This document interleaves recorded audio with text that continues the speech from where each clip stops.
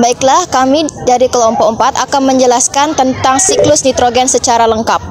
Nah, sekarang saya akan menjelaskan lebih detail apa sih itu siklus nitrogen dan perannya. Nitrogen adalah unsur kimia yang memiliki lambang N dan nomor atom 7. Nitrogen merupakan gas diatomik yang tidak berwarna, tidak berbau, dan tidak berasa. Nitrogen merupakan unsur paling melimpah di bumi ini dengan konsentrasi sekitar 70%. Sedangkan siklus nitrogen adalah suatu proses konversi senyawa yang mengandung unsur biologis menjadi berbagai macam bentuk kimiawi yang lain. Transformasi ini dapat terjadi secara biologis maupun non-biologis. Beberapa proses penting dalam siklus nitrogen antara lain fiksasi nitrogen, mineralisasi, nitrifikasi, dan denitrifikasi.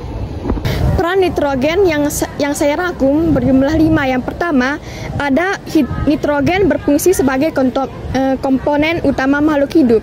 Sub-subnya ada 2, yaitu yang pertama adanya protein. Nitrogen adalah salah satu elemen penyusun utama protein.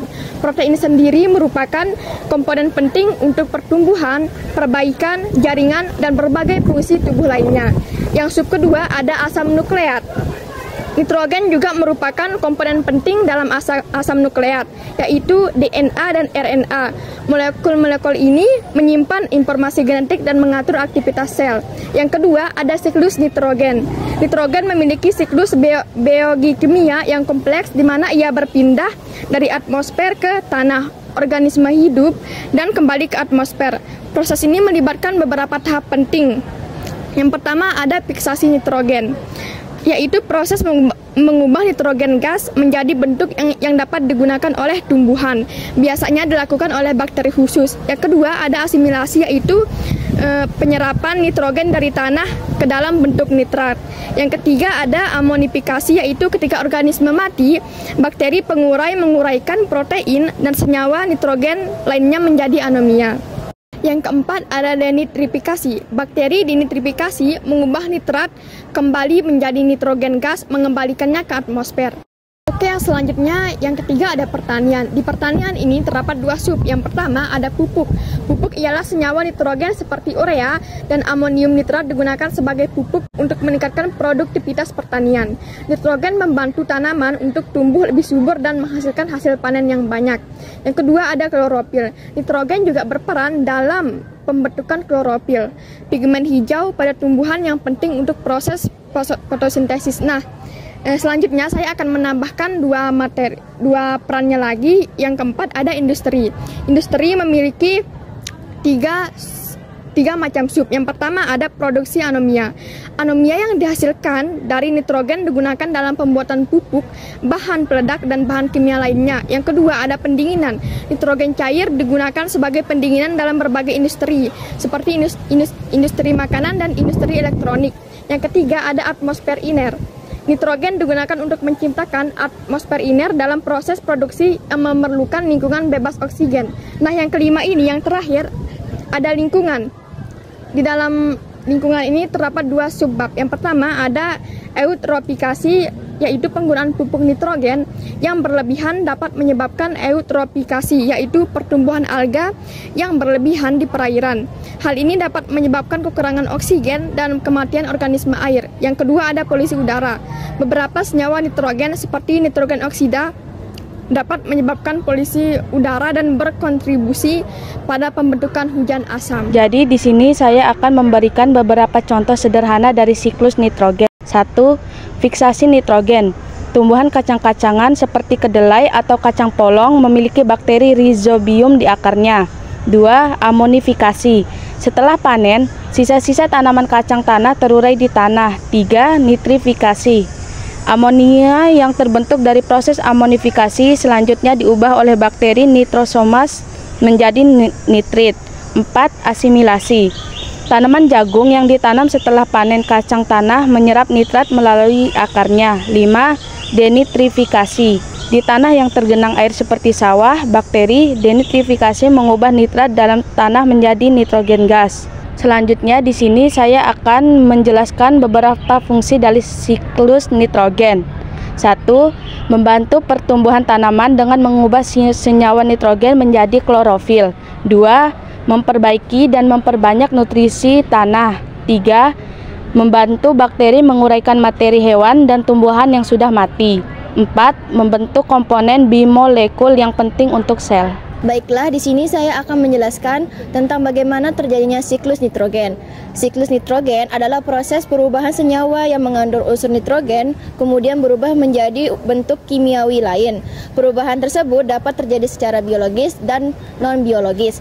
Berikut beberapa proses perubahan siklus nitrogen. Yang pertama, fikasi nitrogen.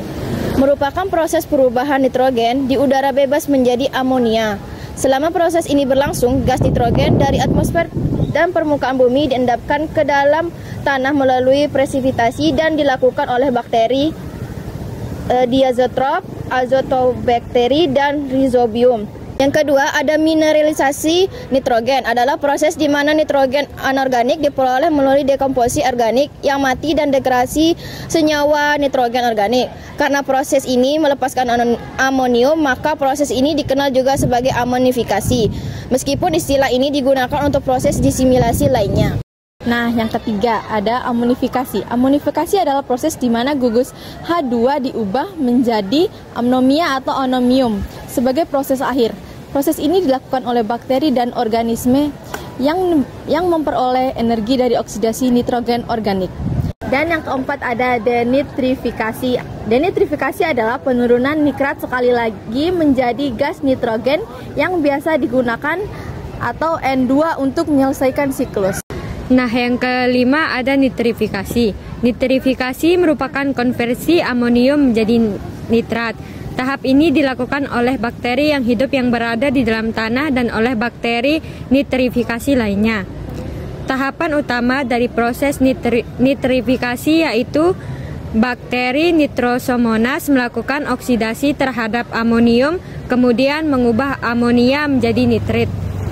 Dan yang keenam ada asimilasi. Asimilasi adalah saat semua tumbuhan memperoleh nitrogen yang berasal dari tanah melalui penyerapan akar dalam bentuk ion nitrat atau ion amonium. Perubahan ion nitrit baru kemudian menjadi ion amonium berfungsi untuk menyerap nitrat. Siklus nitrogen memiliki beberapa manfaat yang sangat penting bagi ekosistem dan kehidupan di bumi. Beberapa manfaat utama siklus nitrogen adalah yang pertama yaitu pertumbuhan tanaman. Nitrogen adalah unsur penting dalam bentuk asam amino, protein, dan DNA. Yang kedua, produksi pertanian. Siklus nitrogen membantu menjaga kesuburan tanah. Yang ketiga, keseimbangan ekosistem. Siklus nitrogen membantu menjaga unsur-unsur dalam ekosistem dengan mengatur jumlah nitrogen dalam tanah, air, dan atmosfer. Yang keempat, dekomposisi dan daur ulang zat organik.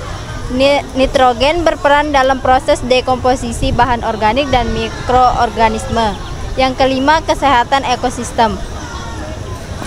Nitrogen juga penting dalam siklus biokimia perairan. Yang terakhir ialah penyediaan sumber protein bagi makhluk hidup.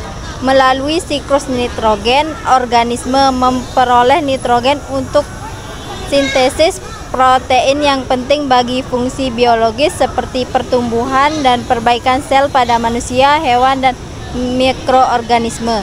Secara keseluruhan, nitrogen adalah komponen vital dalam menjaga produktivitas dan stabilitas ekosistem serta mendukung kehidupan organisme.